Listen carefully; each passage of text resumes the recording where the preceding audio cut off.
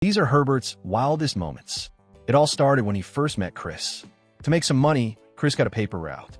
It wasn't long before he met Herbert, who was very clearly interested in him. "That's a nice, muscly throwing arm you got there," Herbert said, offering Chris a tip from his pocket. "Why don't you reach in there and fish it out for yourself?" Luckily, Chris got out of there before anything weird happened. The next day, Herbert saw Chris was upset. "Why the long face muscle?" he asked. Chris explained it was about a girl. Herbert's solution? Popsicles. "You like popsicles?" "Well, sure you do. Come on down to the cellar." Chris, thankfully, realized this was a bad idea.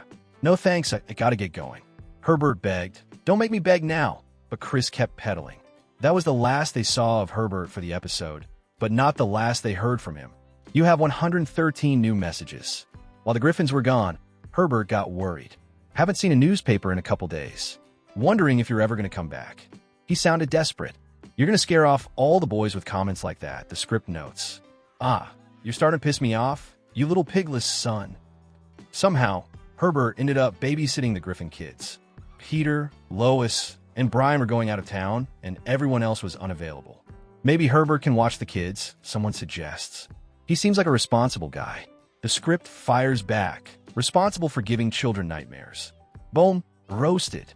Herbert, who has experience watching children on TV, out the window, through binoculars, through a little hole he cut in the fence, gets the job. He lays down the law immediately. "Don't you mouth off to me, or I'm going to slap you right in your pants." He seems to be speedrunning how quickly he can get someone to call the police. When Meg tells him she doesn't need him there, he responds, "No offense to you, Meg, but you're a 17-year-old girl, and I don't need you here." Then Herbert announces, "Y'all know what day it is?" "No, it's bath day." Chris says, "I don't want to take a bath." But Herbert replies, "The bath isn't for you." "But I can't wash myself. Know anybody with a pair of strong young hands to help me in and out of the tub?" The night ends without anything too weird happening, but Herbert tries to change that by telling Chris a bedtime story. And he knew that sometimes the things that seem the most dangerous turn out to be the most fun. Even Chris realizes what's up. "Are you a pervert?" he asks. The script then jokes that maybe it would have been more obvious if the "All I Really Need Is the Boy" musical number hadn't been cut from the episode. Herbert uses his desire for Chris to help his grandniece get a date with him. Chris goes to Herbert's house to get his paper route money, and a girl answers the door. "I'm his grandniece, Sandy." As Chris is about to leave, Herbert tells him, "Oh, hang on now, Chris. Your fly's up." The script notes, "Yeah, thanks for looking out, you sicko." It turns out Sandy has a crush on Chris and doesn't know what to say to him. Herbert, this creepiness disguised as kindness, offers to help. Sandy goes to Chris's window and speaks. But it's not Sandy's words, it's Herbert's. "Chris, I want to come see you because, well, I'm kind of lonely old man. But if you're up for it, I'd like to spend some time with you." Chris is surprisingly won over. "I don't know how I could ever repay you," he says. Oh, the script states. But to everyone's relief, it's just bumper cars. A wholesome end to a wholesome holiday. Then Herbert asks Sandy, "If I gave you a sandwich, do you think you could get Chris to fart on it?" The script is left confused. "What the heck, man? Why are you making me think about a fart sandwich for the rest of the day now?" Chris breaks Herbert's window with a baseball. "Well, looks like the good Lord just sent me a conversation starter," Herbert says. Herbert goes to the Griffin's house, and Lois plans to take the cost out of Chris's allowance. But Herbert has a different idea. "I could use a strapping young man to do some chores around my house." Lois and Peter agree, and Herbert's free labor begins. "You know, if you get sweaty and want to take your shirt off, that'd be just fine," he says while Chris rakes leaves. After a hard day's work, Herbert takes Chris to a fancy dinner. They're photographed together, and Herbert starts fantasizing about their life together. The script notes, "I almost feel bad for Herbert, who just wants a quiet life with someone he loves." Then it adds, "I did say almost though, because again, this is a guy who's like 5 times Chris's age." Meg blackmails Chris after he steals money from his mom's purse. Chris, fed up, decides to run away. "I'm going to run away, and no one will ever see me again." But he hasn't thought through the logistics. He goes to Herbert's house. "Do you mind if I live with you?" he asks. "Live with me?" "My goodness," Herbert replies, clearly overjoyed. Chris wants to discuss the meaning of life, but Herbert just wants him to sleep. "You had those 3 cups of night, Will. You'll be down soon enough." Their new roommate situation is strained. Chris makes a mess of Herbert's home video collection. The tape titles include Jeffrey at the Park, Mikey's Scoliosis Exam, and Nephew Somersault Compilation. The script advises Chris, hang on to a few of those tapes, Chris. You can probably use them as evidence with the police later. The final straw is when Chris makes a mess and doesn't get ready for their date. Why aren't you dressed? We're supposed to have dinner with Judge Maynard and Timmy. Herbert has an idealized version of Chris, while the real Chris is just a messy teenager. Chris, I think it's time for you to go, Herbert says. The script is stunned. It's the predator having Chris escape from his own home. Chris leaves, runs into Meg, and they make up. Hopefully Herbert isn't too upset. The script says, we broke up. Peter is busy on the couch. So, Peter has to teach Chris. A figure appears, Great Caesar's ghost. Chris and a chubby little friend. It's Herbert, who mistakes Peter for a child. I don't even want to mow this lawn, Chris says. Herbert, undeterred, offers them $600 a week. The two take the job. Herbert, still mistaking Peter for a kid, says, you're big for your age. Ain't you, Peter? As they work, Herbert offers them cookies and special grape juice. Peter devours them all. But Mr. Herbert, you always made the cookies with a large pill in the center for me.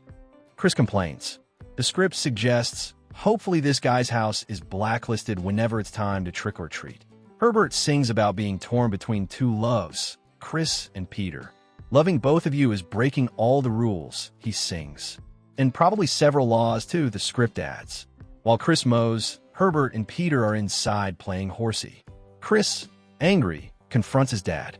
It's time you did all the work, and I goof off with Mr. Herbert. The two get into a very suggestive wrestling match. Herbert, overwhelmed, explodes. The script jokes, I guess we know Herbert's one weakness. A man 30 years from his age instead of 70. I am Herbert, he cries, like Groot from Guardians of the Galaxy. Great, the script deadpans. Now I can't watch Guardians of the Galaxy without thinking about Groot being an old creep.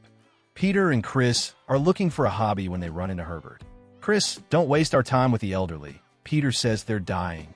Herbert, meanwhile, just wants to sniff Chris's hat. Chris finds a hobby in wooden puppets and meets Franz Gutentag, an old German man. Herbert becomes jealous and goes to Peter and Lois. He tattles on Chris's new friend, accusing him of being a Nazi prison guard. Herbert claims he knows because he was a prisoner of war in the camp. The Griffins are not convinced, so Herbert tries to warn Chris himself. Chris, his name isn't Gutentag, it's Schlicknacht, and he's a... But Chris cuts him off, thinking Herbert is just trying to get him alone. I know what you're about, Mr. Herbert. Free labor, and I'm not into it. Chris chooses Franz over Herbert. Peter goes to thank Franz for being a good friend to his son. But when Chris goes to the bathroom, he discovers Nazi memorabilia, confirming Herbert's suspicions. Franz locks Peter and Chris in the basement, but Herbert, who happens to be passing by, sees them.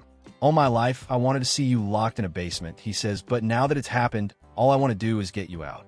Herbert, in his old uniform, goes to war with Franz. They engage in a slow, awkward fight that ends when Franz trips on a step and falls to his death. Herbert frees Chris and Peter. Chris, grateful, says, you were my real friend all along. The narrator clarifies that this is more of a lesser of two evils situation. The Griffins have a ghost problem after Peter desecrates a burial site. The house becomes haunted, and Chris is terrorized by a demonic clown, and then by a tree that comes to life and smashes him through a window. Herbert, Chris's unlikely guardian angel, sees what's happening. Hey, Skinner Britches, that there is my man. He confronts the tree, telling it, you shall not pass. He opens up a passage to hell, and both he and the tree fall into the center of the earth. The narrator calls it a heroic sacrifice from a not-so-heroic man, but it turns out Herbert didn't die. He returns, and he and the tree are surprisingly chill with each other. Blue Harvest. Peter tells the family the story of Star Wars, with Herbert playing the role of Obi-Wan Kenobi. Luke, Chris, is on Tatooine when he's attacked by sand people, but is saved by Obi-Wan, Herbert. The message from Princess Leia was for Obi-Wan, who quickly glosses over some mess he got into on Alderaan. We paid to keep the families of those children quiet, he says. Obi-Wan invites Luke to join him on his mission, promising to teach him the ways of the Force. They hire Han Solo and Chewbacca to take them to Alderaan, but their ship is caught in a tractor beam. Once on the Death Star, They split up. Before leaving, Obi-Wan sings a musical number about how their short time together was the time of my life. Obi-Wan confronts his old enemy, Darth Vader, and they engage in a lightsaber duel. Obi-Wan is killed, but his voice later guides Luke to use the Force. Use the Force. Force that thing in there, just like I showed you with those puppets. The narrator suggests this might be voices due to scarring emotional damage, but it helps Luke blow up the Death Star.